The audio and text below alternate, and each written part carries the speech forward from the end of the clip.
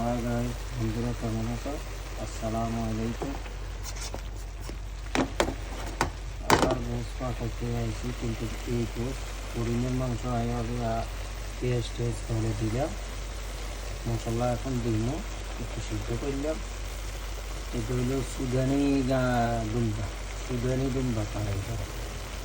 এখন মশলা টশলা দিন, মশলা দেওয়ার পরে এখানে মালা করে কষামো, তারপরে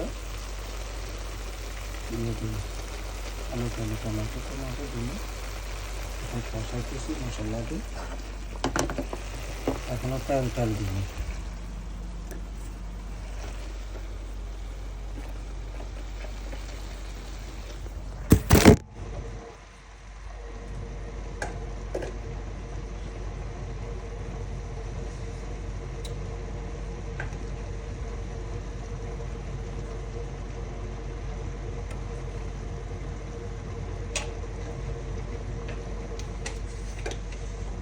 দিতেছি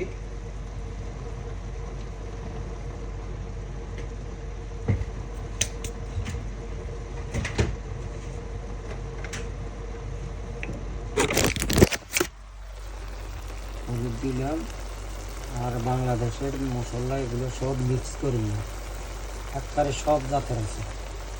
এখন তেল দিতেছি, তেল দেওয়ার শেষ হয়েছে। এখন আধা ঘন্টা গোড়া দিয়ে রাখবো, আধা ঘন্টা পরে লাড়া দিব। একদমই পেঁয়াজ দেখা যাইতেছে না, পেঁয়াজ সব গলি যাবে, একদম গলি যাবে। আধা ঘন্টা গোড়া দিয়ে রাখলে একবারে মোমের মতন গলি যাব, আর পেঁয়াজ গোড়া থাকতে হবে। পরেই এর হারে যেন আর একটু 5 মিনিট কষাই, তারপরে পানি দিয়ে লেগেছে। ওকে, আসসালামু আলাইকুম। সবাই কমেন্ট করবেন, লাইক দিবেন, শেয়ার দিবেন। ইনশাআল্লাহ আবার ফিরে আসবে। ওকে, আসসালামু আলাইকুম।